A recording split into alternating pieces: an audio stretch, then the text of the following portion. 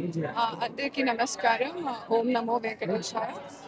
ఈరోజు నా పుట్టినరోజు సందర్భంగా శ్రీవారి దర్శనం చేసుకోవడం జరిగింది. చాలా ఆనందంగా ఉంది. అందరూ ఆయురారోగ్యాలతో కలకాలంగా సుఖంగా సంతోషంగా ఉండాలి అనేసి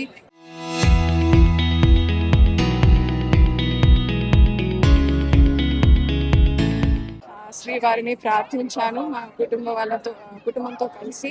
ఇంకా ఎప్పటికీ స్వామివారిని చూస్తుంటే అనిపించింది ఒకటే, అదేంటంటే భక్తులను ఎంతో ప్రేమతో కాపాడే గోవిందుడు, అందుకే భక్తవత్సల గోవింద అని అంటాము. ఎప్పటికీ పవిత్రంగా ఉండే గోవిందుడు, అందుకే నిత్య నిర్మల గోవింద అంటాము. అందమైన నీలి మేఘంలో ఉండే శ్రీనివాసుని నీలమేఘ శ్యామ గోవింద అంటాం. మరియు అదే విధంగా ప్రపంచం ప్రారంభం నుంచి శాసించే వెంకటేశుడు, అందుకే పురాణ పురుష గోవింద అంటాము. మరియు అదే కాకుండా ఆ గోవిందుడివి తామర పువ్వుల అందమైన కళ్ళు, అందుకే పుండరీకాక్ష గోవింద అంటాము. కానీ నేను మనస వాచ కర్మ గోవింద హరి గోవింద అని అంటాను.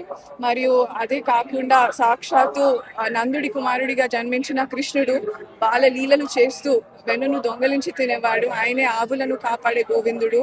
మరియు భక్తుల పాపాలను తొలగించి క్షమించే దయామూర్తి. మరియు చెడు వారిని శిక్షించి మన కష్టాలను మరియు దురదృష్టాలను తొలగిస్తాడు. ఇంకా మంచి మనుషులకు ఎప్పటికీ కాపాడుతూ భక్తుల కష్టాలను నివారించి పరమాత్ముడే శ్రీనివాసుడు అనేసి నేను చెప్పగలను. అతను మరో ఎవరు కాదు, ఈ కలియుగ దేవుడు మన తిరుమల వెంకటేశ్వర స్వామి అనేసి నేను చెప్పగలను. అండ్ అదే విధంగా నాకు అనిపించింది ఏంటంటే, గోకులంలో జన్మించి అందరికీ ఆనందం ఇచ్చిన కృష్ణుడు, ఆ కృష్ణ లీలలు పరిశీలిస్తే గోపికలను ఎంతో ప్రేమించే కృష్ణుడు ఒకవైపు ఉంటే, గోవర్ధన పర్వతాన్ని ఎత్తి ప్రజలను కాపాడిన గోవిందుడిగా కనిపిస్తాడు. అండ్ అదే కాకుండా అలాగే మనం చూస్తే వజ్రాలతో చేసిన కిరీటాన్ని ధరించిన గోవిందుడిగా, మరియు వరాహ అవతారంలో భూమిని రక్షించిన పరమాత్ముడిగా కూడా ఆయన ప్రసిద్ధి పొందారు.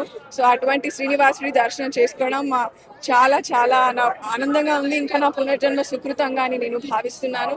అండ్ అదే కాకుండా రీసెంట్గా గౌరవనీయులైన ముఖ్యమంత్రి గారు కూడా food safety and water safety గురించి ల్యాబ్ కూడా ప్రారంభం చేయడం జరిగింది తిరుమల తిరుపతి దేవస్థానంలో.